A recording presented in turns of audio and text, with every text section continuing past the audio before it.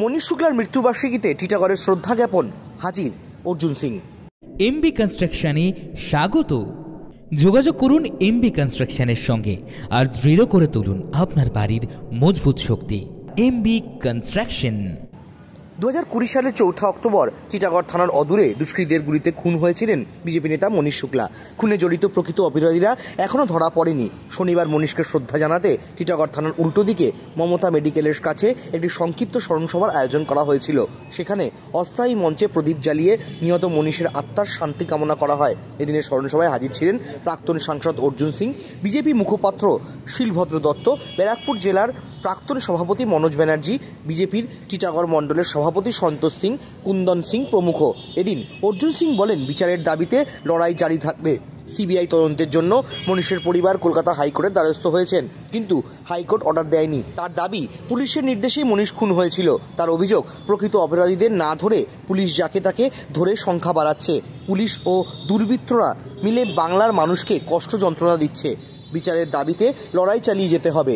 সাংবাদিকদের মুখোমুখি হয়ে অর্জুন সিং জানান, আমার এখনো চোখে ভাসছে, সেদিন আমরা হাবড়ায় আমতা দিকে গেছিলাম, একটা প্রোগ্রাম থেকে ফিরছিলাম। আমাকে সেই দিন আমার ওর দুজনেই কৈলাস বিজয়বর্গীর সঙ্গে দেখা করার কথা ছিল।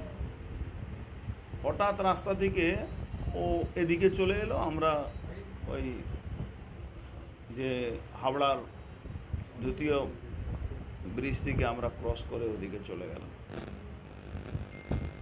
এখনো আমরা ওখানে পৌঁছেছি, তার মধ্যেই খবরটা পেলাম কীরকম ঘটনা ঘটে। এই ঘটনাটা পুরোপুরি পুলিশের মদতে নান্টু ঘোষ আর তৃণমূলের সব নেতারা মিলে, মেনলি পুলিশ আর নান্টু ঘোষ অর্গানাইজ করেছিল, এই ঘটনাটা ঘটিয়েছে। এখনও আমরা বিচার পাইনি, কিন্তু বিচার আমরা করাবো। শেখ শাহজাহান বুঝেছিল, মনে করেছিল কি ওর কোনোদিন ওই দুটো খুন করে বডি লোপাট করে দিয়েছে, ওর বিচার হবে না। বিচার হচ্ছে, শুরু হয়েছে সিবিআই ইনকোয়ারি। এটাও হবে, আজ হোক কাল হোক, সরকার আমাদের আসবে, আমরা এই বিচারটা করাবো। নান্টু ঘোষের শেষ বয়সটা জেলের মধ্যেই ঢুকবে, কাটবে, বাইরে থেকে উনি